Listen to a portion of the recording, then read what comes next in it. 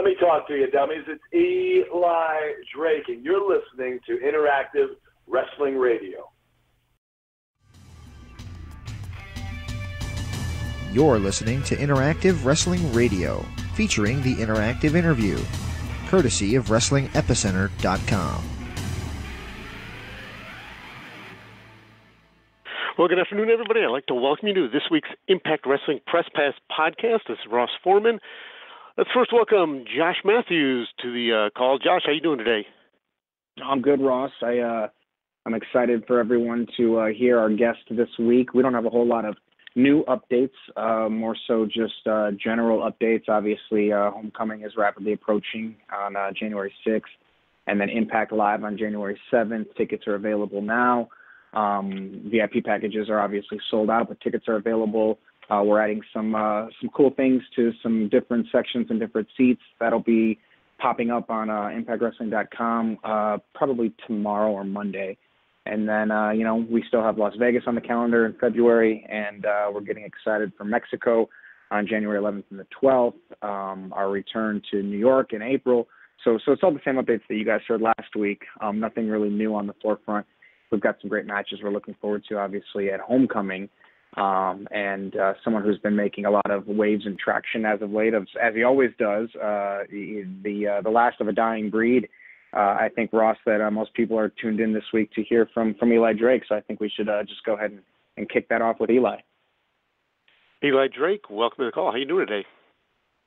Doing all right. Good afternoon, everybody. So I want a big show coming up here, Homecoming.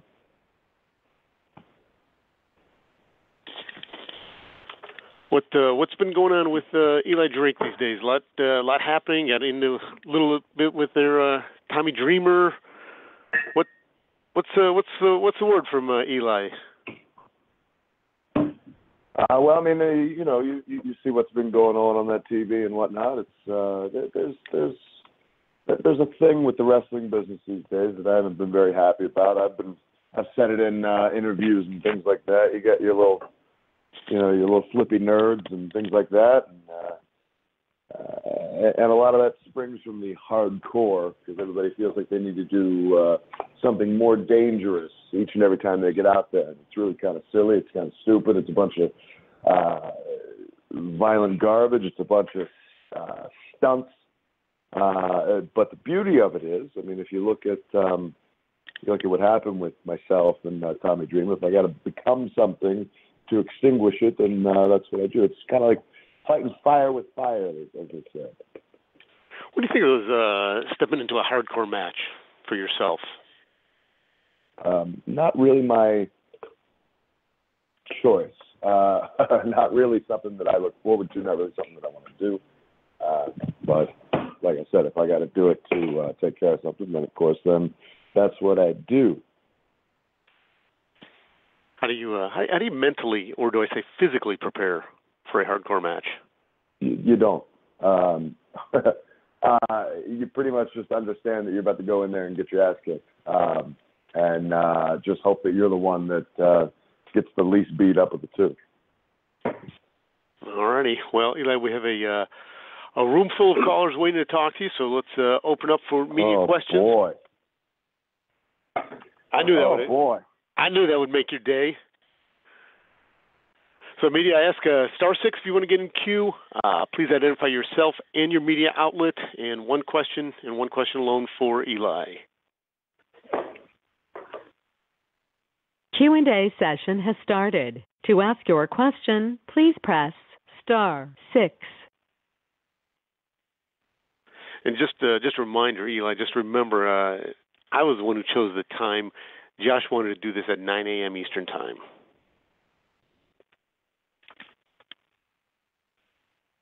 No, I got it.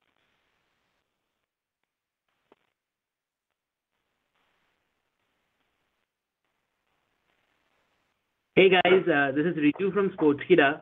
First off, Josh, is there any update on your arrival in India? No, there is no update. Fantastic. Okay, my question is obviously for Eli. At Bound for Glory, a lot of fans thought that Chris Jericho would answer your open challenge. Is that a match you would have wanted, and what did you think of James Ellsworth who showed up? Well, hell yeah, I would have wanted that match. That'd have been a big marquee match that obviously was getting attention since people thought that that's what it was. And you're talking about a big star known around the world, so that would have been amazing to bring in Chris Jericho. You got two guys who can talk, two guys who can work. It would have just been pretty damn good chemistry. Obviously, that didn't happen, but never say never. You never know what could happen. Okay, great. And what did you think of James Ellsworth who showed up in his place? Oh boy. Well, that made it a little bit of an easy hump, if you will, just to get in and out of that one. Although at the same time now, you hear everything going on social media, and I'd probably just a lot of people are glad that it went the way it went. I'll just put it that way. Okay, final follow-up. Tommy Dreamer became the first man to kick out of the gravy train last week. Was that a sign of respect from you to him? First and last. Perhaps in a way you could say that. But yeah, nobody kicks out of the gravy train. Thank you so much. So, Eli, we have to ask you about the gravy train turkey trot. Poor Glenn Gilberti wearing the turkey outfit. What'd you think? Well, it looked very natural on him. It fit on him very well. I mean, hell, it was a surprise to me that he was even going to be there that day. So then, when you see him in that turkey suit, that's prime Thanksgiving viewing right there. High ratings, and rumor has it he put one on social media and said that was the highlight of his career. Oh boy. You can't be surprised, are you? Well, I mean, we all got to shoot for the stars, right? There you go. Hi, this is Alex from Slam Wrestling. I want to know, what is your greatest wrestling superstition, and do you think it's common among other wrestlers as well? Superstition? Yeah.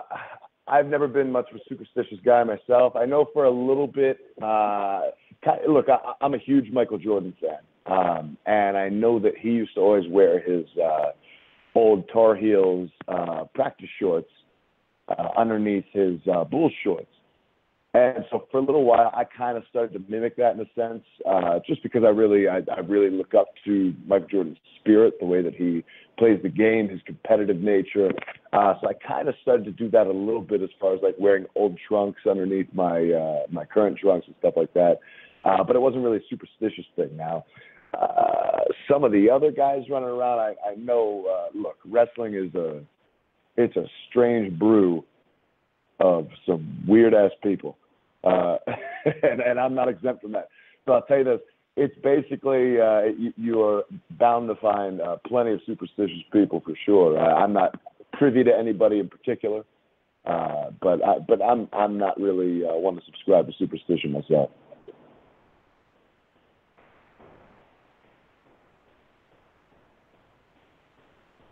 Interesting question. Hi, Eli. It's Lee Med from Live Radio over here in Scotland. Thanks for taking the time, my friend. Now, I was lucky enough, along with my wife, to meet you at Wrestling MediaCon. Since that day, my wife has been, how should I put this, more than smitten with you. So much so I've just... so much so I've literally just ordered her a couple of Eli Drake T-shirts from ImpactJewellerStore.com. So I know what she's getting, what that she wants for Christmas, but what do you want for Christmas? Oh man, that's a wonderful question. The last few years I haven't had an answer to. I really have shaped a life that kind of has given me everything I want lately. I don't know. You know what I want? You know what I want for Christmas? I want to go to a cabin in the woods and a snowy adventure and ride dog sleds. I know that sounds crazy and out of the ordinary, but that's what I want to do. I want to ride some snowmobiles. I want adventure for Christmas. That's what I want. And let's see, what else? Peace on earth, everybody. And your wife. Can I get your wife for Christmas? Can we do that? No, you can't. You cannot get my wife. And that is a fact of life. Yes.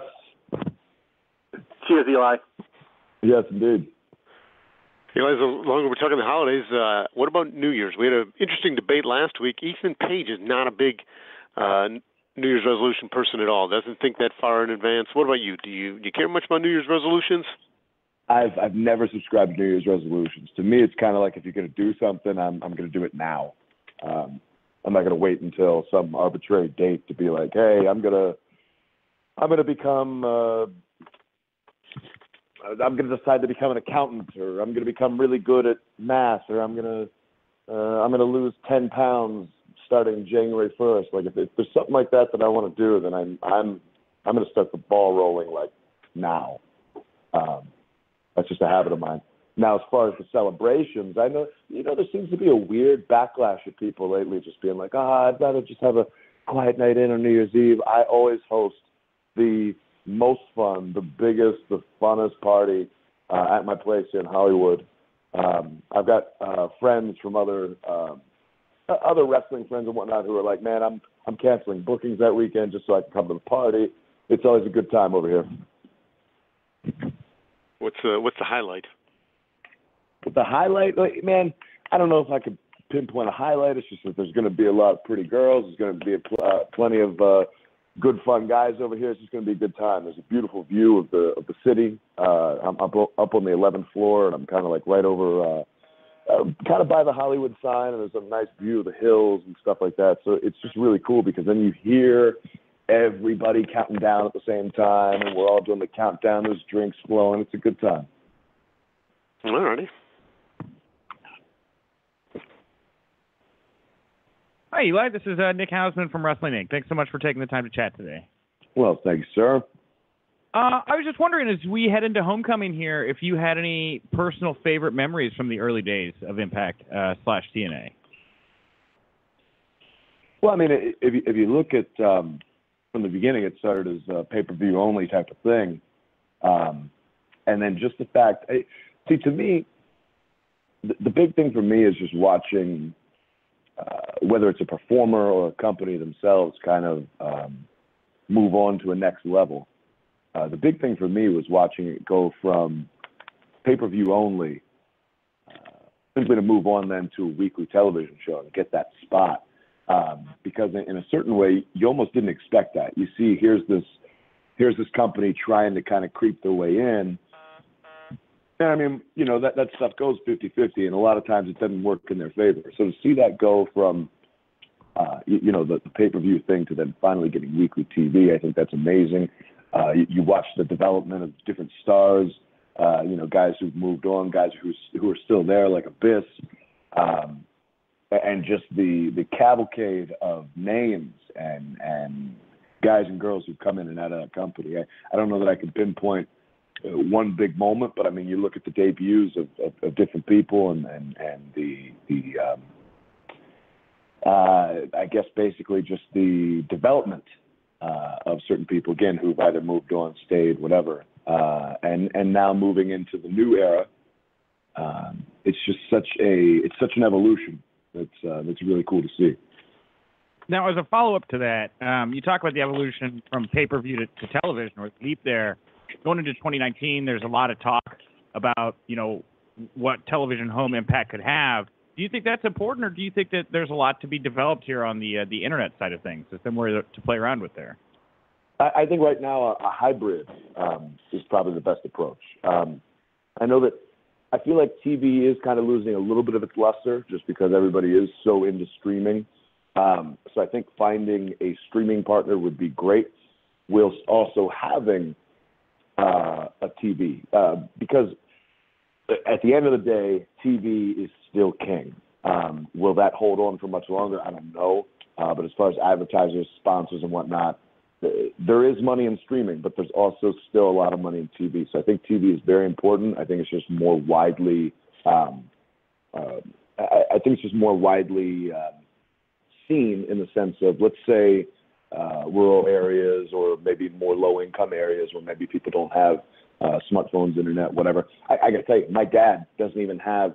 I got him a smartphone for Christmas last year. He threw the damn thing out. He doesn't have Wi-Fi. He doesn't even use a computer. So that kind of stuff, like he's a guy who's only going to catch us on TV. And I know plenty of guys where I'm from, where I originally came from, there's a lot of people that way.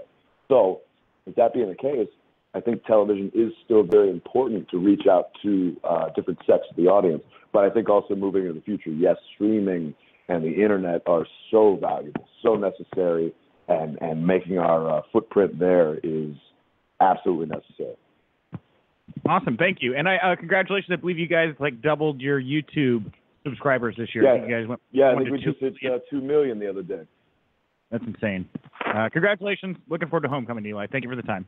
Hey, Nick, before you run off, I do want to bring, rumor has it that you're going to be joining us in Nashville. And one thing I did want Eli to address is the VIP packages, because Eli is an amazing miniature golfer. Did you win the miniature golf the time in Orlando?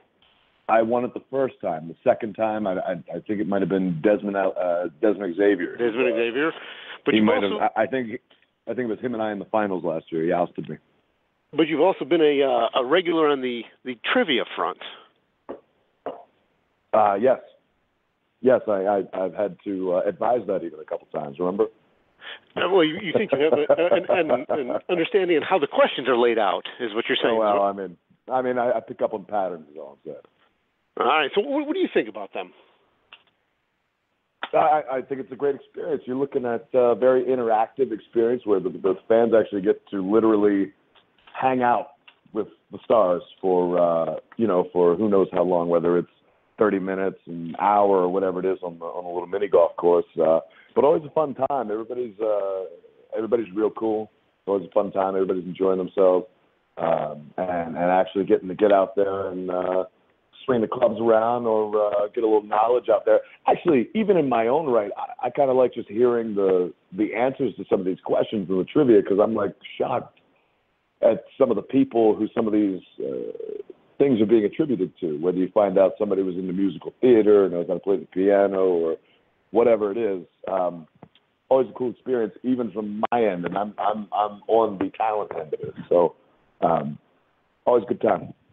Wait, are you saying, Ross, did you bring this up because I get to play mini golf with Eli? Is that why you brought this up? I can't guarantee that, but you might have to go one-on-one trivia with Eli. That's fine. I'll take him down either way. Doesn't matter. I'm down. Well, he talks a big game on the phone.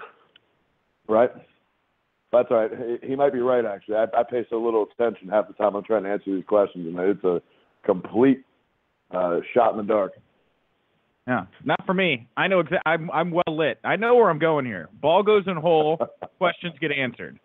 I'm no dummy. Well, oh, boy. Well, that's yet to be seen. All right, we'll see you in Nashville, Nick.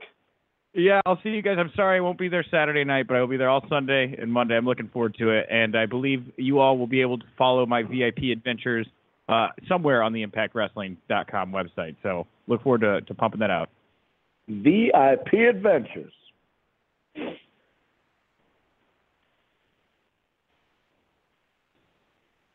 Hi, Eli. It's Rory from Team Venom Media in the UK.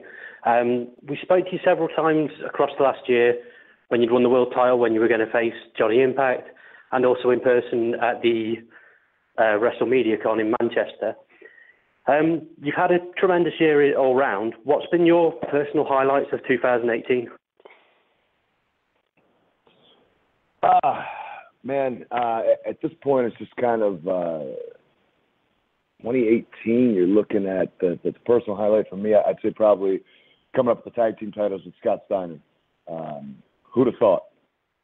Definitely something that wasn't in the cards, something that wasn't planned. And then out of the blue, here he comes. So I think for now, that's probably my highlight. Or maybe last week with Tommy Dreamer. That was a hell of a match. Other than that, I feel like 2018 has kind of been a feeling out year. It's kind of been getting my bearings back and figuring out where I fit, things like that. But at the same time, just kind of enjoying what I'm doing, where I'm going. I've been traveling a lot more, going all over the damn world doing this wrestling thing, and it's an amazing thing. That's awesome. Thank you. I hope you have a good Christmas and Happy New Year and all that. Yes, indeed. Hey, Ryan Bowman from thegorrillaposition.com. Eli, you and Ross were talking about the turkey trot earlier. Now, you've hosted it a couple times. It's been very successful. Would you say in terms of pro wrestling, you would now be considered Mr. Thanksgiving? Boy, oh boy. Hadn't even considered that in the least. But if we want to call me Mr. Thanksgiving, let's call me Mr. Thanksgiving. Hell of a limiting title. Only once a year, but sure, why not? Thanks, man.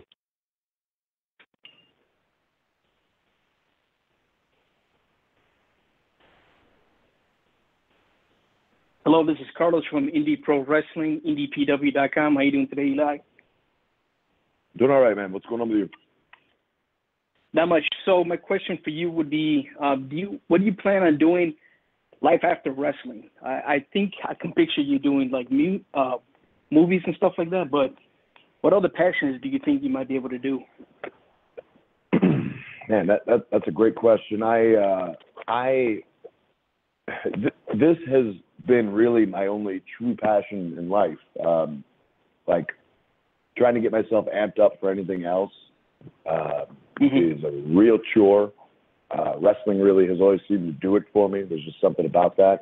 But the reality is you can't do this forever. So, you know, I've been looking at other things and other options, if you will. Fortunately, I've been very good with my money. I've saved my money. I've invested.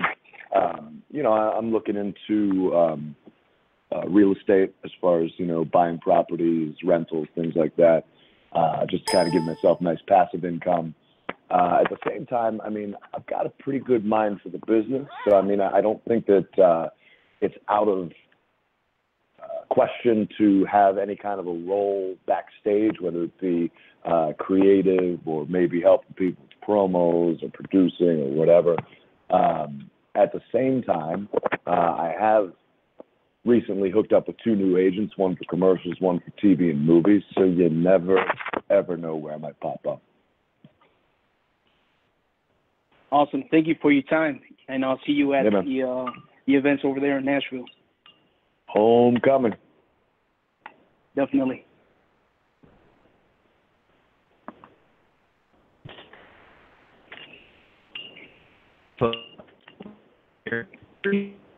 Impact Wrestling earlier this year. Can you tell me what went into that decision making? As there's a big change in the wrestling landscape maybe coming, and you stuck with Impact. Also to Josh or Ross, can you maybe update me on Sanjay Dutt's injury status? He's missed almost all year. With planning on coming back or not? Brother, you cut out from the beginning of that and then again in the end, at least for me. I don't know if that was for anybody else. You did cut out. Can you ask questions again? Yeah, I will. Eli, you re-signed with Impact Wrestling this year. Can you tell me what went into that decision as we see a changing landscape? And for Josh and Ross, any update on when Sanjay could return to the ring, or is he pretty much sticking to his backstage duties? Well, as far as my decision to stay, I know a lot of people were kind of tolling the death knell in a certain way for me as far as my stay at Impact, and at certain times I even thought that maybe I was going to move on. I had offers, there were opportunities, but I kind of just did I guess an audit of my life at the time, and just figured that I enjoy where I'm living right now. I enjoy the money that I'm making. I'm living comfortably. So at that point, it was kind of just like, why change anything right now? If I decide in the next year or so to change anything, then of course I still have that option. But for now, it was just kind of, let's step back for a second, look at my life. Do I like it? Yep. Okay. Well, then I'm not going anywhere. Your question for regarding Sanjay, I know he's actually coming in right on a year since his foot surgery, and haven't heard if he's anxious to get back in the ring. I know he certainly can, but when he does, don't have an answer for you on that. Thank you, guys.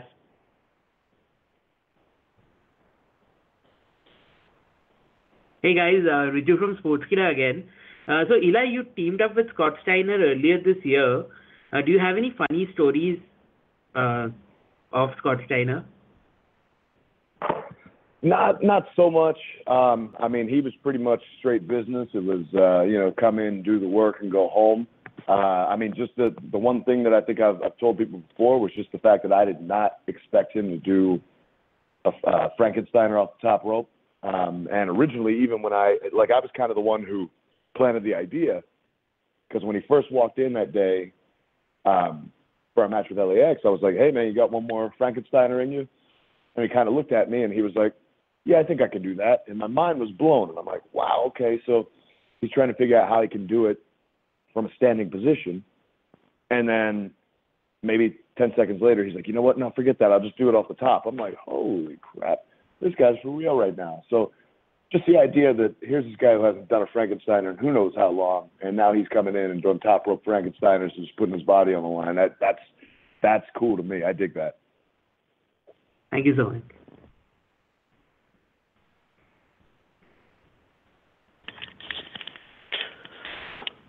I had a question here coming in from Steve Jones. Eli, he would like to know your thoughts and your takes on the world title match at Homecoming, Johnny Impact against Brian Cage. Quite frankly, it doesn't really mean too much to me. I'm not in it. I mean, as far as I'm concerned, it's a little overdue to have me back in the title picture. I should be right up there with those guys. But at the end of the day, I'm sure it's going to be a hell of a match. You're going to see a lot of cool little flippy moves and stuff like that. And I'm sure on Brian Cage's behalf, it's going to be 800 different moves he's going to get in. And it's going to be a good time for everybody, I'm sure. But really the highlight of the night is probably going to be Eli Drake versus Abyss. So, I mean, we'll find out what happens.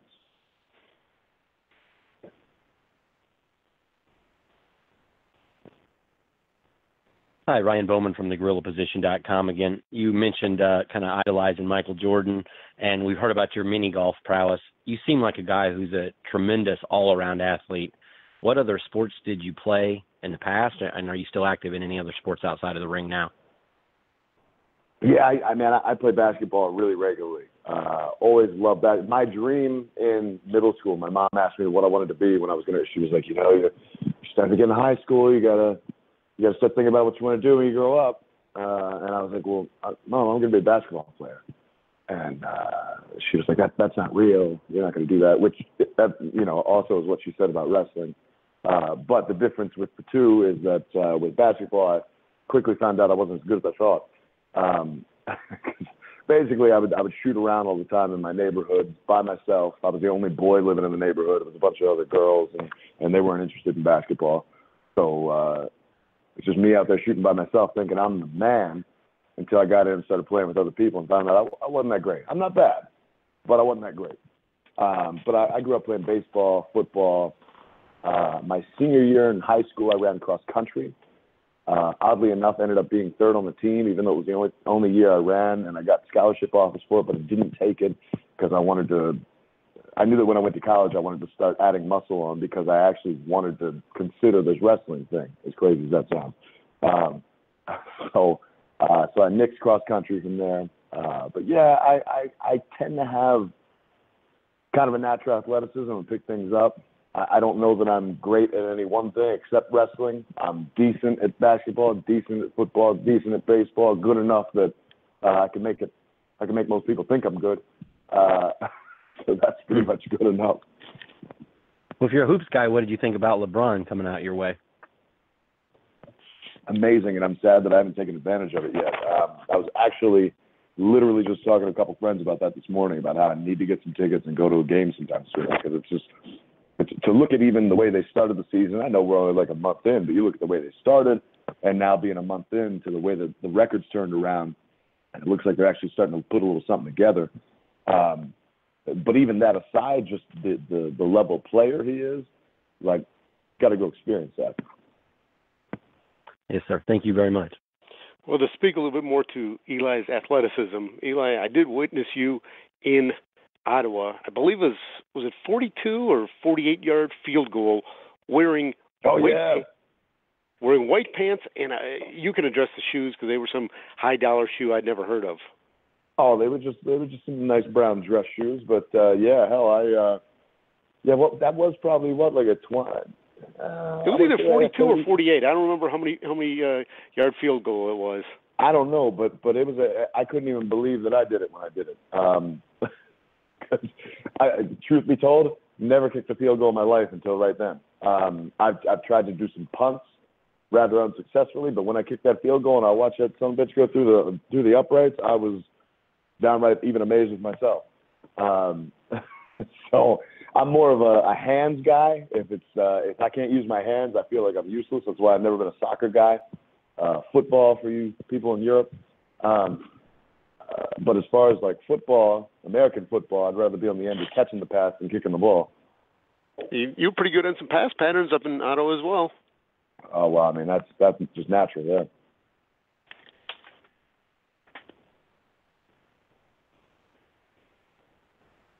Hello, this is Carlos from Indie Pro Wrestling again. I just wanted to know, do you know of any independent wrestling stars that would make a great addition to the Impact Wrestling roster? Yeah, I didn't really keep my thumb on the pulse of indie wrestling that much. I'll be honest, I barely even watch wrestling at all anymore. I don't watch almost anything, it seems like, anymore. But just from being around, knowing different guys and stuff like that, this guy in SoCal I really like. I mean, he's a friend of mine, but it's also like he's just physically impressive. He does some cool stuff. His name's Eric Watts, not the old Eric Watts from like WCW, but like. He's like a tall black dude with an afro, like super athletic, and he's probably about, I want to say like 6'7", 6'8", so just physically impressive as well. But yeah, I think it'd be cool to see him do some things. Good personality too. Awesome. Thank you very much for your time. Actually, you know what? You guys would remember he was in Tough Enough, 2011, I think it was. Hey, Carlos, why don't you keep that question when we have Sanjay Dutt on the press pass next time, ask him that, because unlike Eli, if there's somebody who even owns a pair of boots, Sanjay has watched him perform or her perform. Awesome. Yeah, I'll definitely remember to ask him that question. All right. Well, thank you, Carlos. And Eli, we'll wrap it up. A quick press pass podcast for you this week. Give you the floor for a final thought. Man, I mean, the only final thought is, tonight's impact on Pop. I guess tomorrow you guys get it in the UK and wherever else.